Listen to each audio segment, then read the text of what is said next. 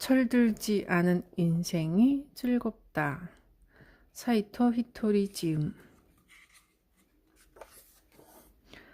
다른 사람의 기쁨에서 자신의 기쁨을 발견하는 것이야말로 행복의 비결이다.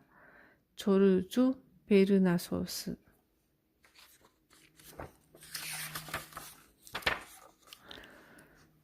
첫머리에 흔히 사람들은 성공하기 위해서는 항상 부지런히 일하고 근엄한 얼굴로 쉴 새 없이 이런저런 궁리를 해야 한다고 생각합니다.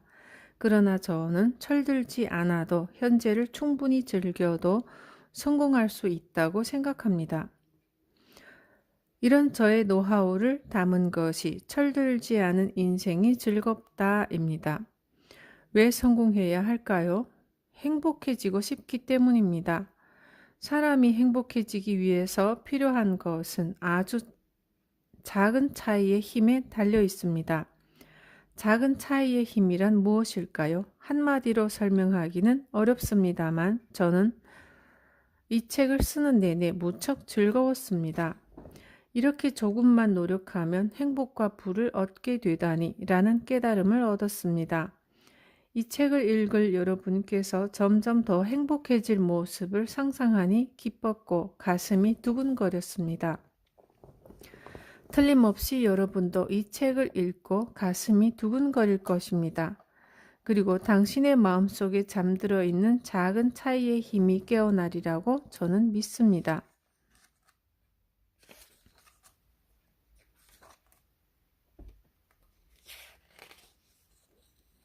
나 자신을 소중하게 여기는 일부터.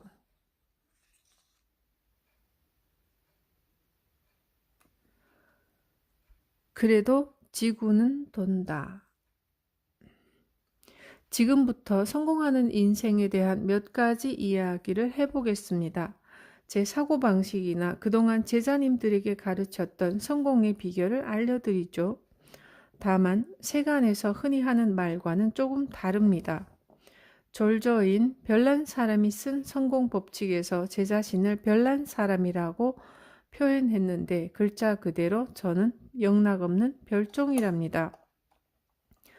따라서 제가 하는 말에 모든 사람들이 찬성하리라고는 솔직히 기대하지 않습니다. 저와 의견이 다르다고 해도 아무 상관없습니다. 사이토 씨, 그게 아니라 하고 이 의를 다셔도 괜찮습니다. 제 생각이 틀렸다고 누군가 말한다면 저는 틀림없이 바로 그 자리에서 이렇게 얘기할 겁니다. 사실 그런가도 싶었어요. 어째서 이런 말씀을 드리느냐 하면 그래도 지구는 돌기 때문이죠. 하하. 여러분도 아시다시피 옛날에 갈릴레오라는 사람이 있었습니다. 그 사람은 지구가 돈다고 했다가 재판정에 서야 했습니다. 재판에서도 지구가 돈다는 주장을 고집할 경우 처형될 판이었죠. 지구와 태양 중 어느 쪽이 도는가? 재판관이 묻자 갈릴레오는 대답했습니다. 태양이 돕니다. 이 말을 들은 제자들은 깜짝 놀랐습니다. 나중에 갈릴레오에게 따져 물었죠. 어째서 태양 주위를 지구가 돈다고 말씀하지 않으셨습니까? 그러자 갈릴레오는 이렇게 말했습니다. 그래도 지구는 돈다네. 이 이야기는 아주 깊은 뜻이 담긴 일화입니다. 여하튼 대화 중에 나와 상대방의 의견이 다르다 해도 일단은 그렇군요. 알겠어요. 하며 듣는 것이 히토리 씨 방식입니다. 그러면서 다른 곳에 가서는 내 주장을 고수하면 된다. 하하. 바로 이것이 히토리 씨 방식이죠. 그래도 되냐고요? 괜찮습니다. 나와 의견이 다른 사람과 말씨름해서 이겨봐야 미움만 살 뿐입니다. 무엇보다도 서로 기분이 상할 때까지 옳고 그름을 따질 필요가 있을까요? 누가 옳고 그른지는 아무래도 상관없습니다. 왜냐하면 그래도 지구는 돌기 때문이죠.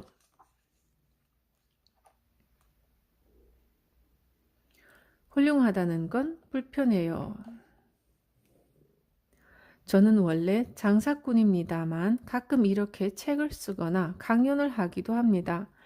흔히 책을 쓰거나 강연을 한다고 하면 훌륭한 사람으로 여기는 경향이 있는데 저는 그런 사람과는 거리가 멉니다. 저는 중졸이라고 공공연히 말하고 다닙니다. 그런데 중졸이라는 말도 어쩌면 학력 위조가 아닐까 싶군요. 저는 언제나 해가 중천에 떠야 일어나곤 하는 학생이었으니까요. 그리고 학교에 가서 반 친구들을 웃겨주고 실컷 웃겼다 싶으면 집으로 돌아오곤 했습니다.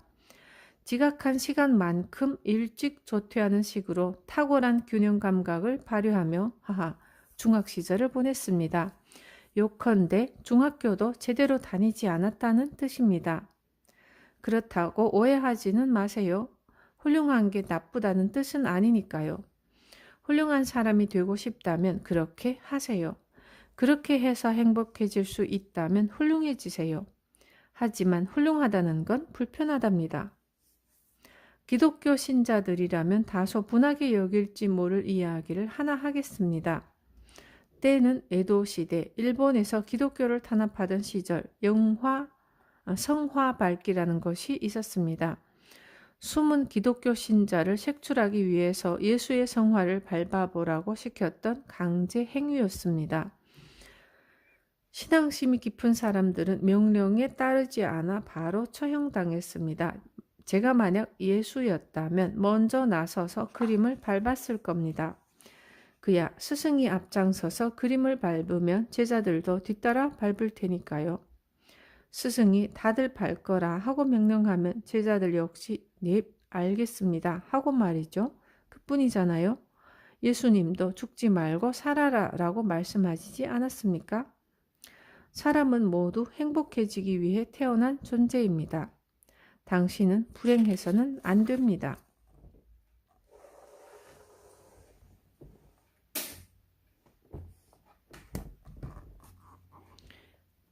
누구나 행복해질 수 있는 이유.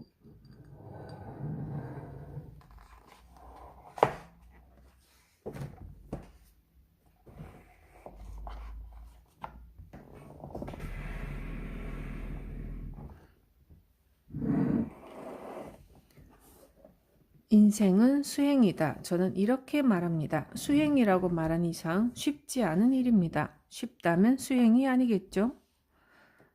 따라서 살다 보면 삶이 지겹게 느껴질 때도 있습니다. 물론 히토리 씨나 제자님들도 매일 수행을 합니다만 저희가 행하는 수행은 남들과 달리 아주 즐겁답니다.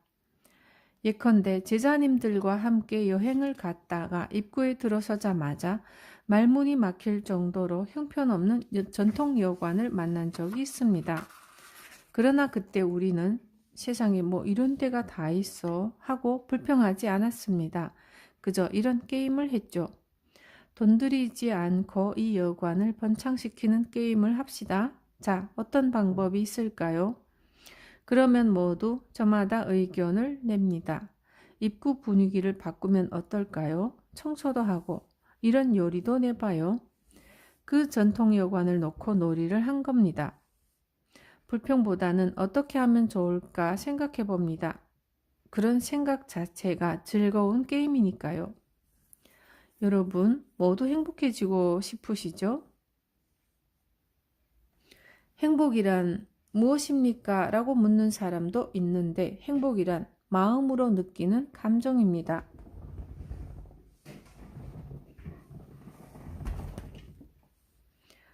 이를테면 알프스산을 보고 멋있다 하며 감격에 겨워 행복을 느끼기도 하겠지요. 하지만 그렇다고 매일 알프스산을 감상할 처지는 못 됩니다. 우리는 각자 정해진 위치에 사니까요. 그러나 길가에 핀 민들레를 보고 어머나 예뻐라 하고 느낀다면 굳이 해외까지 알프스산을 보러 가지 않아도 행복할 테죠.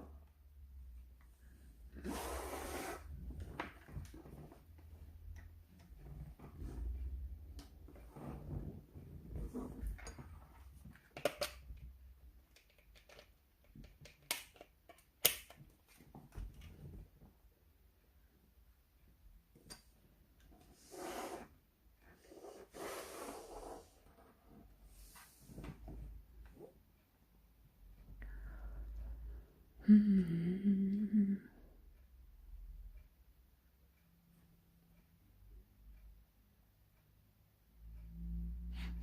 이 말은 곧 행복이란 그 기준을 낮추기만 한다면 언제든 이루어진다는 뜻입니다. 그렇다면 여러분의 가장 큰 행복은 무엇입니까? 그야 하루 세끼 배부르게 먹으니 이게 행복 아닙니까? 이렇게 말하는 이가 있다면 그는 틀림없이 행복한 사람입니다. 따라서 행복이란 어떻게 생각하면 행복해질까 하고 궁리하면 찾아옵니다. 그러나 저희들은 평범하게 고민하지 않습니다. 이 문제도 게임하듯 놀면서 풀죠. 사실 제가 좋아하는 이야기는 아니지만 가끔 양념처럼 사용하는 극단적인 예를 하나 들어보겠습니다. 단팥죽을 만들 때 소금을 약간 치듯이 강렬한 인상을 주어야겠다 싶을 때 하는 이야기입니다. 인간에게는 죽기를 불사하면 불가능한 일이란 없습니다. 뜬금없는 이야기로 들리겠지만 여기에 1,000만 원 상당의 보석이 있다고 칩시다. 당신 이 보석을 팔아오시오. 네? 제가 무슨 재주로 팔아요? 그러자 돌아온 대답이 이렇습니다. 만약 한 달 안에 이 보석을 팔아오지 않으면 총살에 처하겠소. 상황이 이렇게 되면 내가 무슨 재주로 라고 말했던 사람은 부모 형제를 가리지 않고 자기가 아는 모든 이들에게 전화를 걸어 그 보석을 팔려고 하겠죠. 죽을 힘을 다해도 해결되지 않는 일이 절대로 불가능한 일입니다. 죽기를 각오해서 이루어질 일은 불가능한 일이 아니라 가능한 일입니다. 이 이야기 역시 그다지 하고 싶지 않지만 어디까지나 가정인 만큼 농담으로 들어주십시오. 지금 당신은 행복하지 않다고 칩시다. 그런 당신에게 제가 다음과 같이 말합니다. 지금부터 1시간 안에 당신이 행복하다는 사실을 모두에게 증명하지 않으면 총살을 면치 못할 거요. 그러자 당신은 필사적으로 행복한 이유를 찾다가 이렇게 말할지도 모릅니다. 야, 역시 아침에 눈을 뜬다는 사실만으로도 행복했어요. 잠든 채 저 세상에 가버린 사람을 생각하니 이보다 더 행복한 일이 또 있나 싶더군요. 행복해지려고 마음만 먹으면 누구나 지금 그 자리에서 행복해질 수 있습니다. 당신은 행복한 사람이랍니다.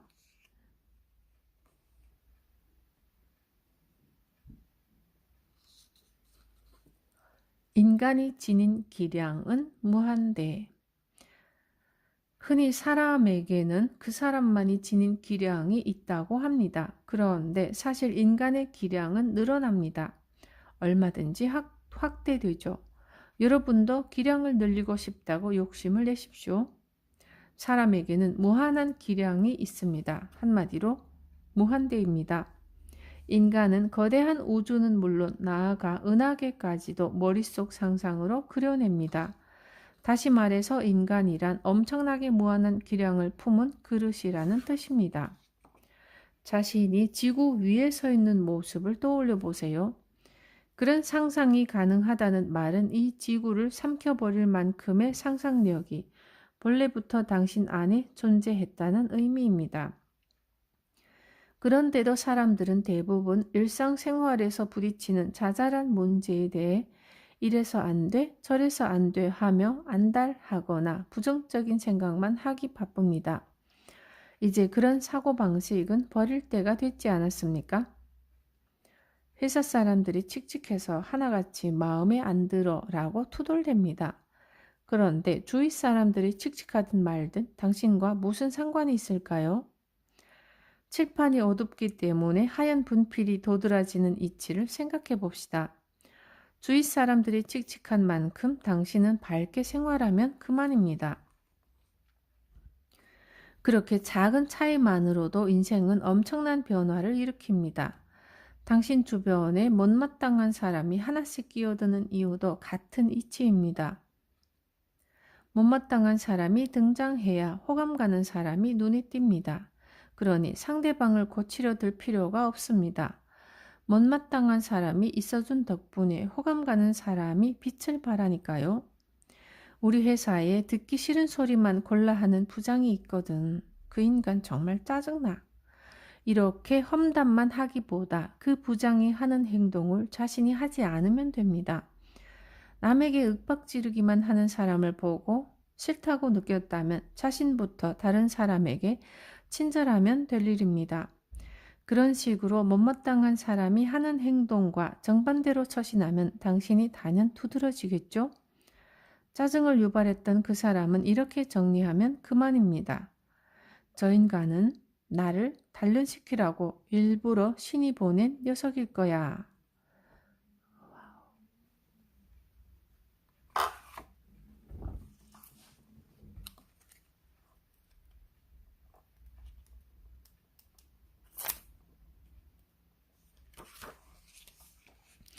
인생은 사구당구.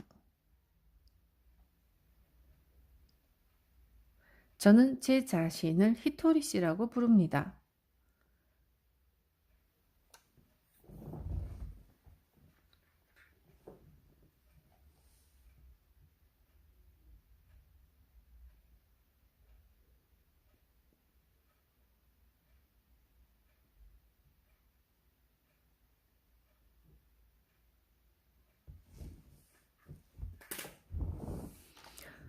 스스로에게 존칭을 생략하는 일이란 이제 저에게는 도저히 생각할 수 없는 일입니다. 요컨대 히토리 씨라는 명칭은 그만큼 자신을 소중히 여기고 사랑한다는 뜻이죠. 한편으로 저의 제자님들, 그 중에서 저보다 나이가 한참 어린 제자님들에게까지 누구씨라고 존칭을 붙입니다. 그 외의 사람을 부를 때도 존칭을 빼놓지 않습니다. 그 이유는 스스로에게 존칭을 붙일 정도로 자신을 소중히 여기는 만큼 다른 사람 역시 중요하게 생각하기 때문입니다. 나는 소중해 라고 하면 대개는 그건 바람직하지 않은 생각이라며 탐탁지 않게 여길지 모르지만 사실 나만 소중해 라는 생각이 더욱 바람직하지 못합니다. 나는 소중해와 나만 소중해라는 말은 얼핏 비슷하게 들리지만 전혀 다릅니다. 업무에서나 인간관계에서나 전혀 다른 결과를 가져옵니다. 인생은 사구당구와 같습니다. 사구당구는 당구대 위에 빨간 공 2개와 하얀 공 2개, 모두 공 4개를 놓고 하는 게임입니다. 내가 하얀 공을 쳐서 빨간 공과 하얀 공을 따닥 하고 맞히면 2점을 얻습니다.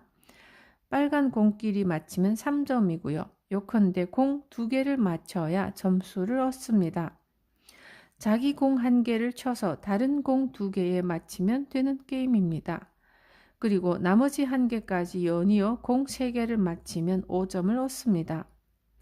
어머니께서는 당구를 아주 좋아하셔서 제가 어릴 때 종종 당구장에 데려가곤 하셨습니다. 저는 사구 당구를 꼼짝 않고 구경하며 이런 생각을 했습니다. 이것이 바로 인생이구나. 왜냐하면 공 1개만 맞춰봐야 0점이니까요. 인생도 마찬가지입니다. 자기 자신만 생각해서는 소용이 없습니다. 나를 위하고 남을 위할 때 비로소 점수를 얻습니다. 행복합니다. 공 2개를 맞춘 데다 1개 더 맞춰보세요. 자기를 위하고 남을 위하고 사회를 위해서도 이건 틀림없어 라고 믿는 일이라면 5점짜리입니다. 그러나 남 또는 사회만을 위한 행동은 뜻밖에도 별다른 성과를 내지 못합니다. 0점이죠? 이해가 되시나요? 따라서 어떤 장사를 하더라도 그것이 나를 위하고 남을 위하고 나아가 사회를 위한 일이라면 틀림없이 성공합니다. 성공하는 비결이란 이것이 전부입니다.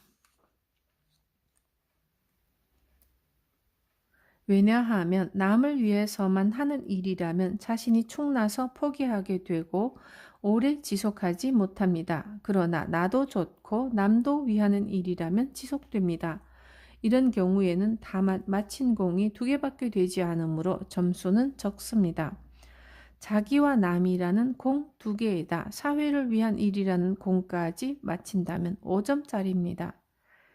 그런 의미에서 제가 운영하는 건강보조식품 회사인 파니우스 겐키 같은 경우는 파는 쪽에서도 장사는 보람이 있고 구입하는 분들도 만족해하는 바람직한 사례이죠. 다시 말해서 우울증으로 방에만 틀어박혀 지내던 사람, 더 이상 살고 싶지 않다며 생을 포기하려던 사람이 밝고 건강해진다면 사회에 도움이 되는 일입니다. 바로 그런 상품을 만들어낼 때 반드시 성공합니다. 따라서 장사란 실제로 하기 전부터 성공 여부가 판가름 나 있습니다. 그런데 당신은 혼자만 득보려는 생각으로 일하지 않습니까? 그런 종류의 일은 처음 얼마간은 잘 될지 몰라도 오래가지 못합니다. 사구당구의 법칙은 장사뿐만 아니라 모든 일에 들어맞습니다. 이 규칙을 염두에 두면 틀림없이 몸소 깨닫는 바가 있으리라 믿습니다. 행복하게 사는 방법이 무엇인지 말이죠.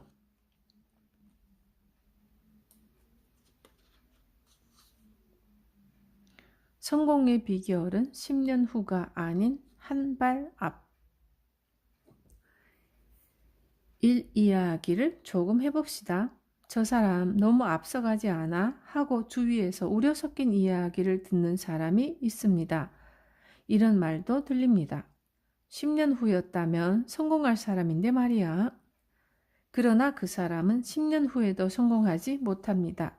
왜냐하면 그는 항상 10년 앞에 가 있거든요. 하하.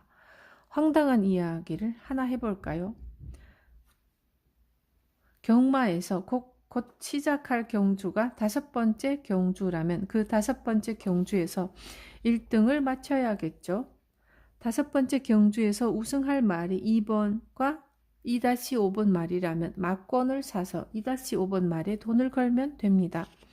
그런데 6번째 경주에서 1-4번 말이 유력한 우승 후보라고 해서 5번째 경주 때 그 말에 건다면 배당금은 돌아오지 않습니다.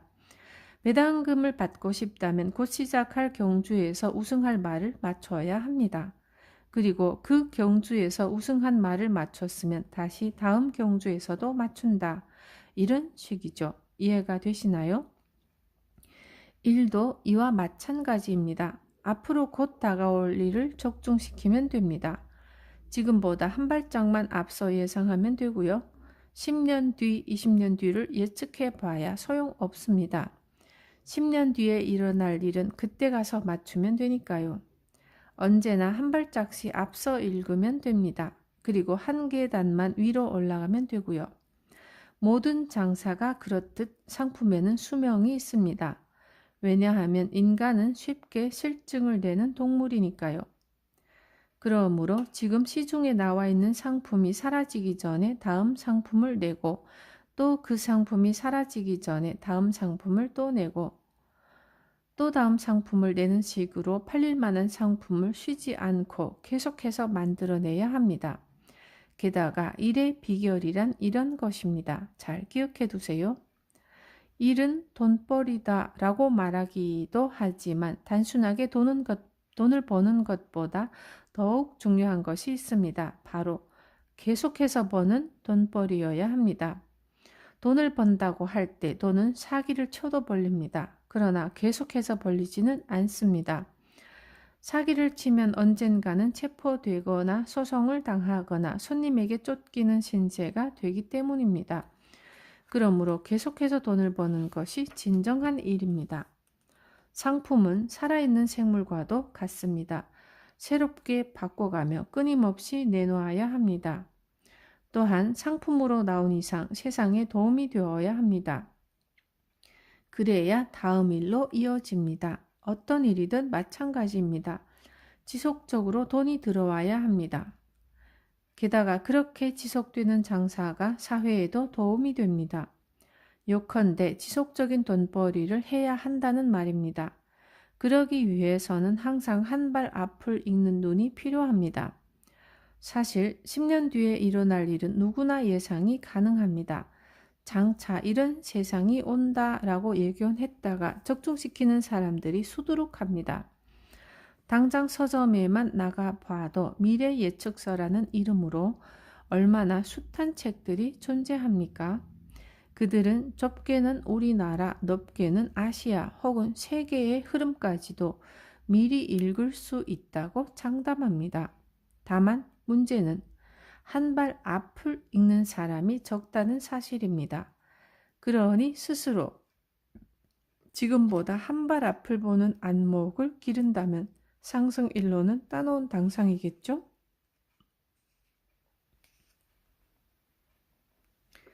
불경기에도 잘 되는 집의 비결.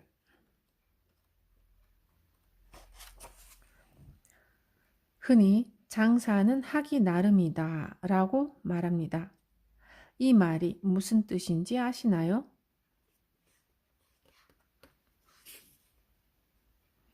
장사가 안 돼서 파리만 날리는 라면 가게가 있다고 합시다. 메뉴판에는 군만두에서 볶음밥까지 없는 게 없습니다. 그 중에서 가장 잘 팔리는 메뉴는 메밀국수에 채소, 해물, 고기 등 갖가지 재료를 곁들인 고모쿠 소바라고 합시다. 고모쿠 소바는 인기가 있군요. 하지만 정작 라면을 찾는 손님은 없나 봐요. 군만두도 그렇고요. 대개 이렇게 말하기 쉽지만 제 생각은 다릅니다. 저라면 이렇게 말하겠습니다. 군만두가 인기가 없는 게 아닙니다. 라면이 인기가 없는 게 아니에요. 왜냐하면 라면이 잘 안 팔린다면 요새 가장 잘 나가는 라면 가게에 가서 먹어보고 자기 가게의 라면 맛을 바꾸면 되니까요. 마찬가지로 군만두도 맛을 바꾸면 됩니다. 그런데 그런 노력을 전혀 하지 않으니까 라면과 군만두가 안 팔리는 겁니다. 다시 말해 더 맛있는 라면을 만들려 하지 않는 당신이 인기가 없다는 뜻입니다. 손님 입맛에 맞지 않는 라면을 계속 팔면서 손님이 안 온다느니 불경기라느니 탓하는 그 인간성이 인기가 없을 따름입니다. 결국 가장 중요한 것은 인기입니다. 인기란 사람의 기운, 즉 애정을 뜻합니다. 라면 가게 주인에게는 바로 그 애정이 부족했습니다. 손님이 줄을 서는 라면 가게에서는 국물 맛이 진한 라면을 판다고 합시다. 그런데도 이 가게 주인 혼자만 우리 가게의 라면은 개운한 국물 맛이 일품이랍니다 라고 내세운다는 겁니다. 바로 그런 태도가 애정이 없다는 거죠. 자기에게만 맛있는 라면은 집에서 혼자 만들어 드세요. 장사는 모름지기 손님 취향에 맞춰야 합니다. 그런 기본 자세도 없이 손님들은 라면의 참맛을 몰라 라고 나오다니 당신은 정말 상황과 분위기 파악을 못하는 사람입니다. 분위기 파악을 못한다는 말은 단순히 어떤 분위기인지 모른다는 뜻이 아니라 애정이 없다는 뜻이죠. 분위기 파악을 못하는 사람은 상대가 들으면 기분 나쁜 말인 줄 알면서도 그 말을 합니다. 그런 사람은 상황이나 분위기 파악을 못해서가 아니라 애정이 없는 탓입니다. 다시 말하면 다른 사람에 대한 배려가 없다는 뜻입니다.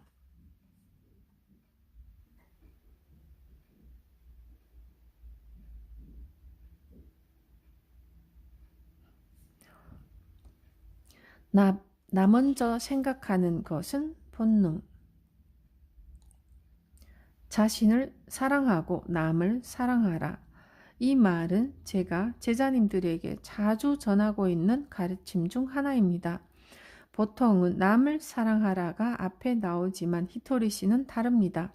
자신을 사랑하라가 우선입니다. 왜냐하면 사람의 뇌 구조 때문입니다. 당신이 직장인인데 근무하는 회사가 도산 직전이라고 생각해 봅시다. 그럴 때는 우선 이렇게 마음을 가라앉혀야 합니다.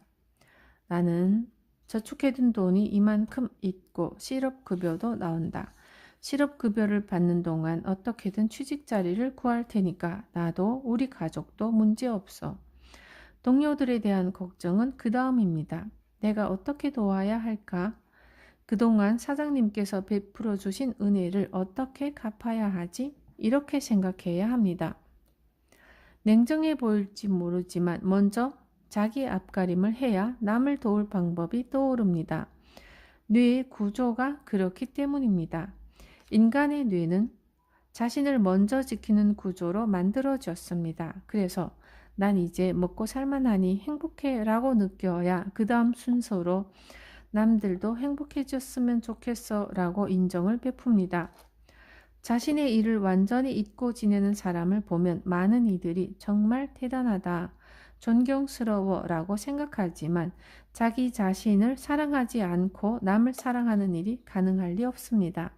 설령 가능하다 한들 이는 1층을 짓지 않은 채 2층부터 집을 세우는 격입니다. 자신을 사랑하지 않는 사람은 기반이라 할 2층이 없는 셈입니다. 우리는 오래 살기 위해서가 아니라 옳게 살기 위해 노력해야 한다. 자신을 잊고 살고 있지 않습니까? 제갈공명은 정치면 정치, 전쟁이면 전쟁, 모든 면에서 천재적인 능력을 소유하고 있었습니다. 그는 자신을 잊은 채 군주에게 충성을 바쳤습니다. 그러나 제갈공명이 죽고 나서 남은 것이라고는 미인이라고 말하기 힘든 부인과 손바닥만한 밭되기, 뽕나무인지 대추나무인지 모를 나무 한 그루가 전부였다고 합니다. 제갈공명 같은 뛰어난 천재도 자기 자신을 잊으면 천하를 얻지 못합니다. 어째서 자기다움을 잃은 사람은 천하를 얻지 못할까요? 그런 사람은 반드시 남들도 자기만큼 뛰어나야 한다는 분위기를 자아내거든요. 내가 참으니 너도 참으라는 분위기를 만듭니다. 자기가 못생긴 아내에 만족하며 사니 너도 그래야 한다는 것입니다. 하지만 부하와 당신은 처지가 다릅니다. 전쟁이 나겠구나 하면 부하는 오늘로 죽을지도 모릅니다. 내일은 먹이 달아날지도 모르는 일이고요. 이제 죽은 목숨이구나 싶을 때는 기생을 전부 불러다 잔치를 벌여서라도 잘 배웅해야죠. 하하. 그러니까 전쟁에 나서기 직전, 자, 오늘은 성대하게 즐겨보자 라고 말하는 장수와 경거망동을 삼가고 근신하라 라고 말하는 장수가 있다면 과연 부하는 누구를 따를까요? 당연히 성대하게 즐겨보자라는 장수를 택하겠죠. 게다가 대장이 소박하고 검소하게 살면 부하도 수수하고 칙칙하게 살아야 한다는 분위기가 형성됩니다. 그래서야 인생이 재미있겠어요? 부하들 인생마저 암울해지겠죠. 이제까지의 이런저런 역사를 한번 돌아보세요. 자신을 잊고 다른 목표를 추진했던 사람들은 끝내 자결하거나 불행해졌고 나라까지 망쳐버린 경우도 있으니까요. 인생이 잘 안 풀린다는 사람은 분명 뇌 구조를 무시하고 삽니다. 인생의 성공도 그렇지만 지킨다는 것은 나 자신을 지키는 일부터 시작합니다. 나를 지키고 회사를 지키고 단골을 지키고 나 자신이 중심이 되지 않으면 파문은 밖을 향해 퍼져나가지 못합니다. 때문에 장사에 있어서도 나를 위하고 나서 다른 이들을 위하고 또한 사회에도 도움이 되어야 합니다. 이것이 장사의 순리입니다. 잘 생각해 보세요. 지극히 당연한 일임을 알게 됩니다. 그러니까 세상의 순리를 따르세요. 하늘도 순리를 따르는 사람의 편이니까요. 또 만나고 싶은 사람이 되는 법. 세상사에는 마땅히 따라야 할 순리가 있습니다. 그 순리에 따르기만 하면 인생은 잘 풀리기 마련입니다. 그런데 대부분의 사람들은 편한 길만 찾다가 순리에서 어긋나고 맙니다. 순리를 저버리고 성공한 사람이 있다면 대단하게 여기지만 그런 사람이 세상에 있을 리 없습니다.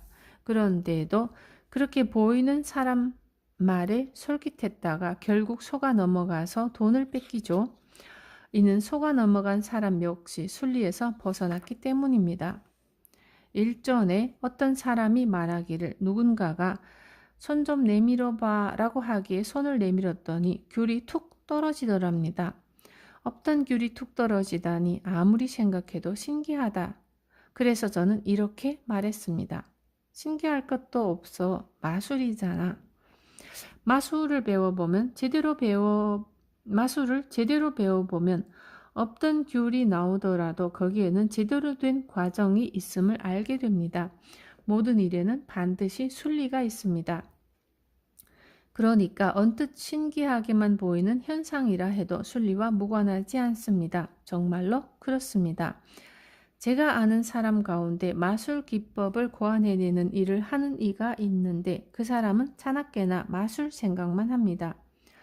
어떤 식으로 귤을 꺼낼까와 같이 이렇게 했더니 저렇게 되더라 라는 이치를 말이죠. 그래서 일전에 비둘기를 꺼내는 마술을 볼 기회가 있었습니다. 그는 마그네슘을 사용해서 비둘기를 꺼냈습니다. 마그네슘이란 옛날에 사진 찍을 때 사용하던 물질로 여기에 불을 붙이면 빛이 번쩍 납니다.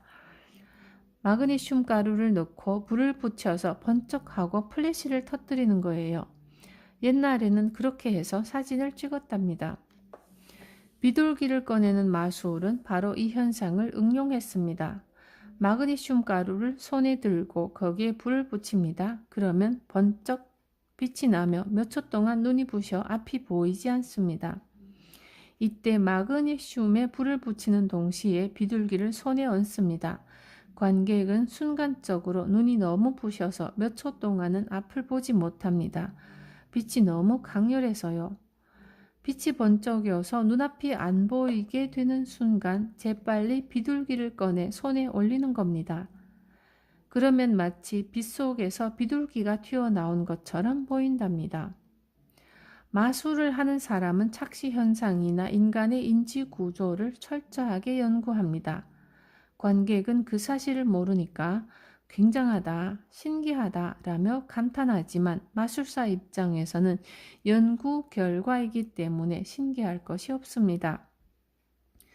그와 마찬가지로 제가 여러 아이디어를 내서 많은 성공을 일으키는데도 이치가 있습니다. 이치가 있기 때문에 이렇게 하면 좋습니다 라는 식으로 다른 사람에게 가르치기도 한답니다. 그래서 전 제자님들에게 가장 먼저 옷을 밝은 색으로 입으면 좋답니다. 웃는 얼굴을 하면 복이 와요 라고 가르칩니다. 또한 말을 하는데도 이치가 있습니다. 운이 좋아, 기뻐, 즐거워, 감사합니다, 행복해요, 고마워요, 용서할게요 와 같은 말을 해야 합니다. 이런 천국의 말을 입에 담고 천국의 생각을 하면 나에게서 나오는 파동이 달라지고 그로 인해 인상이 달라지면 불러들이는 현상 또한 달라집니다. 좋은 일이 생깁니다. 저에게 있어 이런 변화는 전혀 신기한 일이 아닙니다. 사이토 씨는 참 신기한 말씀을 하시네요. 모르는 사람은 이렇게 말하겠죠. 그렇지만 당신이 어두운 표정, 시무룩한 얼굴로 난 참 운도 없지라며 불평과 푸념만 늘어놓으면 모두가 당신을 싫어하게 됩니다. 당신과 만나기 싫어진다는 뜻입니다. 알고 보면 세상 모든 일은 운이든 돈이든 사람이 불러들인답니다. 돈이나 지갑이 자기 혼자 걸어오지는 못하잖아요. 행운조차 사람이 불러들이기 마련이죠. 밝은색 옷차림도 웃는 얼굴도 천국의 말도 다른 사람의 호감을 사서 이 사람과 또 만나고 싶다라고 생각하게 만드는 게 요령입니다. 밝은색 옷차림도 웃는 얼굴도 천국의 말도 다른 사람의 호감을 사서 이 사람과 또 만나고 싶다라고 생각하게 만드는 요령입니다. 그러니까 제 가르침은 하나도 이상하지 않습니다. 그저 이치에 따랐을 뿐이니까요.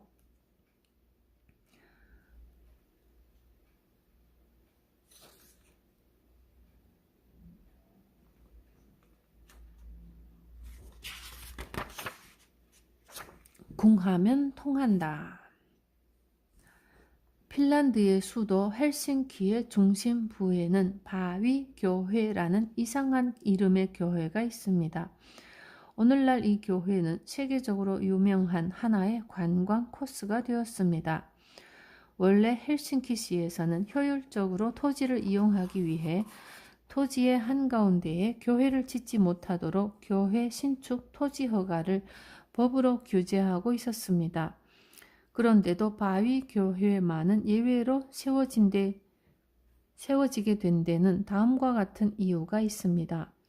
교회 재단에서 시의 허락을 받기 위해 고민하던 중 건축가 두 사람이 기발한 아이디어를 제의했습니다. 그것은 헬싱키의 도시 한가운데 있는 큰 바위를 이용하자는 것이었습니다.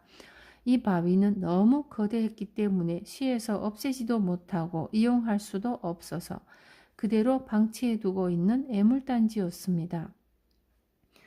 두 건축가가 내놓은 아이디어는 다음과 같습니다. 교회 건물이라고 해서 반드시 땅 위에 기초를 닦고 기둥을 세워 지붕을 덮어야 된다는 법은 없습니다. 바위 속을 그대로 파내 문만 뚫어 놓으면 훌륭한 교회가 될 것 아닙니까? 이렇게 해놓으면 시에서도 새로운 토지를 사용하지 않고 바위 속을 뚫어 지붕만 덮어 놓았으니 그대로 바위이지 달라진 것은 없으니까 아무 말도 못할 것입니다. 그래서 교회에서는 그 아이디어를 구체화시켜 시에 요청했고 시에서는 새로운 토지를 허가해달라는 것도 아니고 처치곤란한 바위를 교회로 이용하겠다는 청을 거절할 수 없어서 허락했습니다. 건축가의 말대로 바위의 속을 파고 지붕을 덮고 문을 달아 놓으니 훌륭한 바위교회가 탄생해 세계적인 명물이 된 것입니다.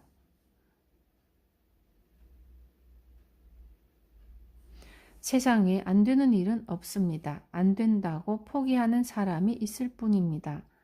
안 되는 것도 되게 하는 것이 지혜로운 사람의 행동 아닐까요? 역경에 궁, 즉, 변, 즉, 통이라는 명구가 있습니다.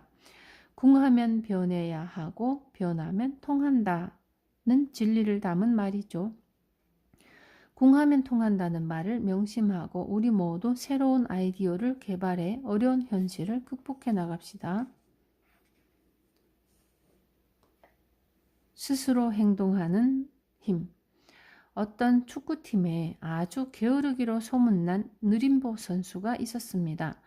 그는 환호받기를 좋아했지만 노력은 하지 않았고요. 경기 며칠 전 그에게 전보가 왔습니다. 사랑하는 아들아, 네 아버지가 세상을 떠나셨다. 곧장 집으로 오너라. 그런데 그 선수는 집으로 가지 않고 시합날까지 경기장 벤치에 있었습니다. 시합종이 울리자마자 선수는 코치에게 말했습니다. 코치님, 오늘 제가 뛰면 안 되겠습니까? 안 돼.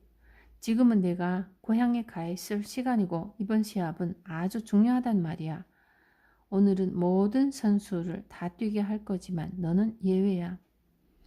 냉정한 코치의 말에도 불구하고 그는 코치를 따라다니며 졸랐습니다. 코치님, 제발 저를 뛰게 해주세요. 코치님, 저는 꼭 뛰어야 해요. 전반 45분이 일방적인 열세로 끝나고 그 팀은 후반전에 경기장에 나가 최선을 다했으나 계속 열세에 몰리고 있었습니다. 게으른 선수가 와서 또 애원을 했습니다. 코치가 점수판을 올려다보며 다 된 경기라고 생각했는지 승낙을 했습니다. 경기장에 들어서자 그는 예상 밖으로 잘 달리고 패스도 잘하고 잘 막아냈습니다. 팀의 활기가 솟아난 거죠. 게임 종료 몇 초를 남기고 그는 상대편의 결정적인 패스를 차단하고 득점으로 연결시켜 역전승을 거두었습니다. 코치가 평소 게을렀던 선수에게 물었습니다. 도대체 어떻게 이런 일이 있을 수 있지? 코치님, 저의 아버님께서 지난주에 돌아가신 거 아시죠? 아버님은 장님이었습니다. 그런데 오늘 처음으로 아버지께서 제 경기를 보러 오셨을 겁니다. 동기부여에는 두 가지가 있습니다. 스스로 하는 내적인 동기부여와 누가 시켜서 하는 외적인 동기부여입니다. 그러나 가장 큰 힘을 발휘하는 것은 내적인 동기부여입니다. 우리 모두 스스로 행동하도록 노력합시다.